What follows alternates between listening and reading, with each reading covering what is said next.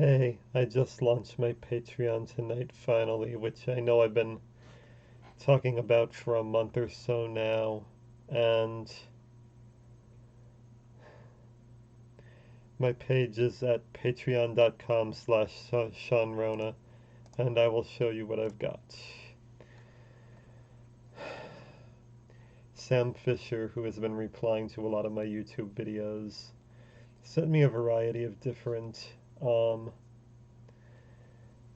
banners that I could use for it, and I was going to use a different one, but I eventually chose this because I like the jagged edges and how it looks like something that an old school typewriter would have produced. And the picture of the old school typewriter he got, which he got from a free public domain image site, it's it's pretty beautiful.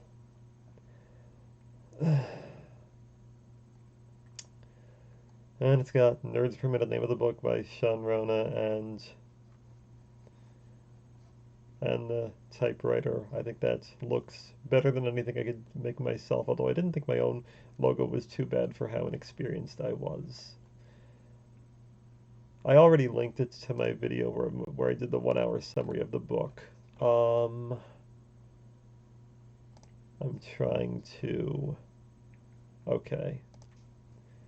That's the video I already made in March that I decided to use for the Patreon, although this one might be better and I might edit that. And here is what I wrote. Hi, I won the Ultimate Typing Championship at the South by Southwest Interactive Conference in Austin in 2010, thereby accidentally becoming the most famous typist in the world over the last decade. In the time since, I've held world records on basically all the online competitive typing websites, many of which are still standing. I even currently hold world records in French on Typing Zone and in German on Type-Array. I also broke Michael Shestov's Guinness record for typing the most consecutive numbers in 5 minutes without making an error a few days ago. Well, it was probably a couple of weeks ago at this point. I won the Intersteno Internet Contest for fastest typing in my native tongue 5 times, and the contest for typing across multiple languages twice in the 2010s. In 2011, I became the only person to win both of these contests in the same year. In recent years, several people have overtaken me in top speed, but I'm accurate enough to still be considered the fastest typist on average 10 years later. 3 years ago, I came across the blog of Robert Messenger, who runs the Australian Typewriter Museum, and I discovered this post where he went into great detail about the typing champions of the first half of the 20th century, and I was intrigued as I knew next to nothing about this. I just realized I made a typo there. Last Days of Speed Typing Glory. Yes, this post was amazing, where he went into all the historical champions, and I looked up every single reference to every one of these people in newspaper archive websites. I did this mainly in the year 2018, and I finished most of that research already, although I haven't written about it yet. That's an awesome post, as are a lot of his posts. Upon doing further research on the champion typists from days of yore, I was even more astonished. Typing in the early 20th century was a huge deal. The elite typists back then toured the nation and demonstrated in front of thousands, if not tens of thousands of people in every U.S. state. Their competitions were held in marquee venues, some of which are still famous today, like Madison Square Garden and Carnegie Hall. They wrote books, made radio and television appearances, were mentioned in nationally syndicated comic strips, and even met royalty. The typewriter manufacturers took huge ads out across the nation displaying their typist results. The contests were among the first ever regularly scheduled events where men and women were allowed to compete on a level playing field, as the typewriter was renowned as one of the inventions that most contributed to women's liberation. The history of typing is in its humble way the history of our times. Many of the important issues of the last century and a half, racism, sexism, corporate corruption, technology, and mental illness, all played a role.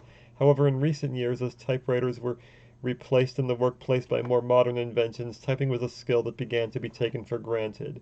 As typing gradually became a less important career skill, the original corporate world of competitive typing has been replaced by an amateur gaming community where the competition was no less intense but much less profitable, paralleling the recent societal trend that people are more educated than they have ever been, but less able to convert the same level of education into income than they were in the past. I became an accidental poster boy for this sudden shift between typing competitions being a contest for the office professionals and there being a contest for underemployed gamers. Indeed, I was unemployed for over a year during the jobless recovery after the Great Recession at the time of the Ultimate Typing Championship that made me famous. I decided to undertake this project when I discovered both what a big deal the original typing contests were, a fact that has been surprisingly forgotten over the years, as well as how big online competitive typing websites have become in recent years, which I hadn't realized because I was already using them before they became massively popular. I realized nobody had really written about the online typing scene formally, and few people have written much about the mechanical typing scene in recent years. I also noticed that the enthusiasts of the modern typing scene knew almost nothing about the classic scene and vice versa. So I decided I wanted to connect the dots and provide a complete history of typing from the invention of the typewriter to the modern internet age, a time period that spans 150 years. The book will contain 17 chapters. The first 8 chapters will focus on the 19th and 20th century typing scene. These chapters will discuss the invention of the typewriter, the development of the QWERTY keyboard and the home row method, the history of the mechanical typewriter industry, the early years of competitive typing contests through the first half of the 20th century, the development of electric typewriters, August Dvorak and his typing research and the development of his and other alternate keyboard layouts, the history of the intersteno-typing contest and typing outside the United States, and finally the late 20th century typists of the mass media age like Barbara Blackburn and Cortez Peters Jr.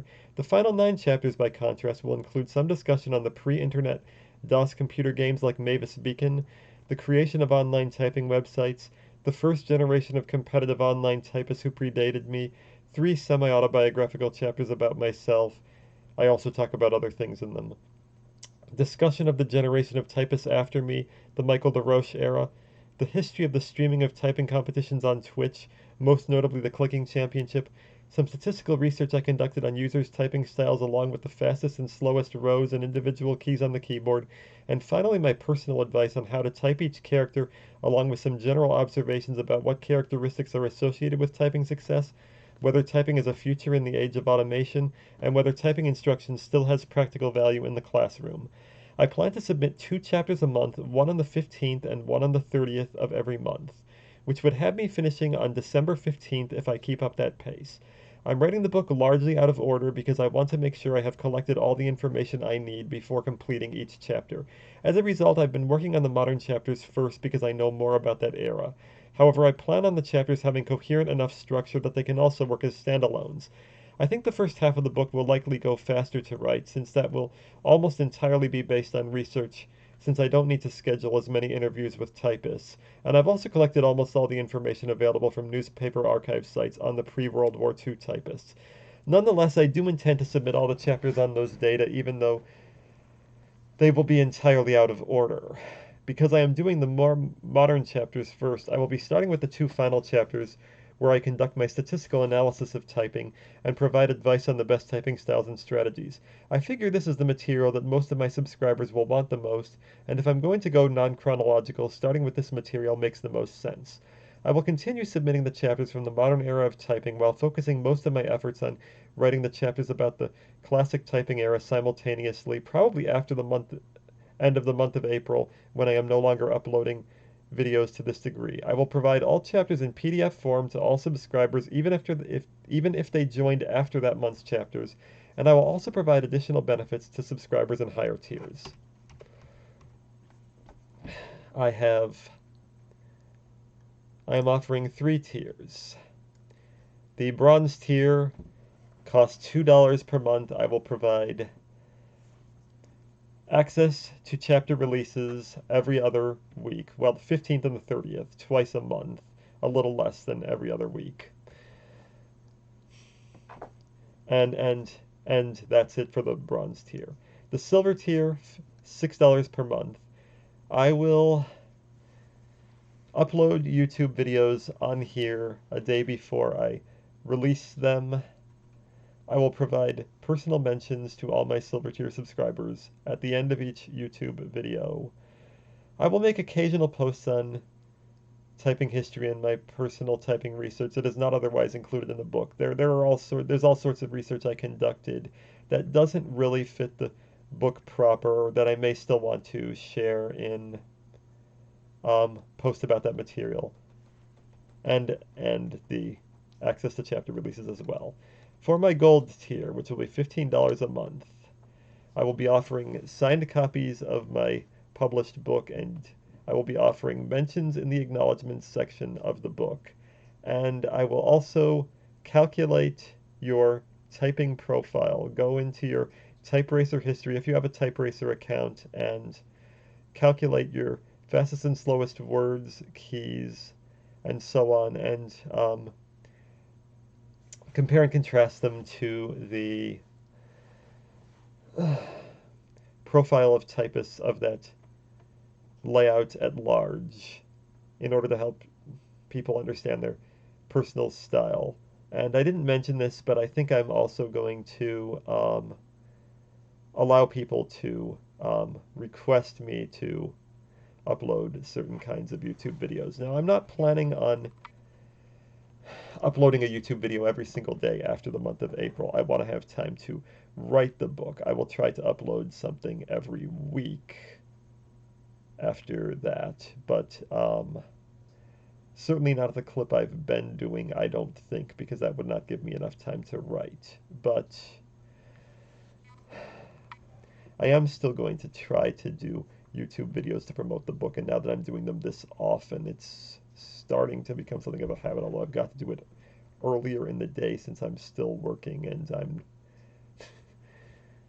I still have to go into work at my call center job tomorrow, for instance, and I want to make sure I have enough time to sleep, but I'm still going to do YouTube videos after the month of April, but I'm going to probably do them at a slower clip, especially since I might be running out of ideas with how many things I've been doing so far.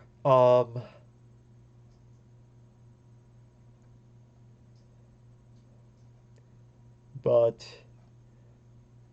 that's it. If you have more ideas for what I should offer for the higher tiers, if you don't think that's enough, I may lower the gold tier price. At the moment, I don't have a conventional publisher. I want to have a conventional publisher after my Patreon is completed, but I've looked a little about nonfiction publishing, and I applied to a couple of publishers, I think, and got rejected. Usually what conventional publishers want, if you're publishing nonfiction, they want the entire, if you're an unknown author, they want the entire book to be completed before you do it. So one of the things I want to do with this Patreon is both to finish the book and to build an audience to create interest in attracting a publisher. I do not have a publisher yet, so it might be hard to do something like signed copies. I could certainly sign something and scan it in to make it a PDF if that didn't work. But if I do have a conventional publisher and they give me some free copies to distribute, which I know a lot of publishers do or did historically, I might lower the gold tier price after that if I want to make sure I don't run out of money if I do something like signed copies, and that's the reason why I made it $15. But I could lower that if I get a conventional publisher. So anyway, that's my Patreon. I have no idea how much interest this might attract, but I'm interested in finding out. And I do have a chapter.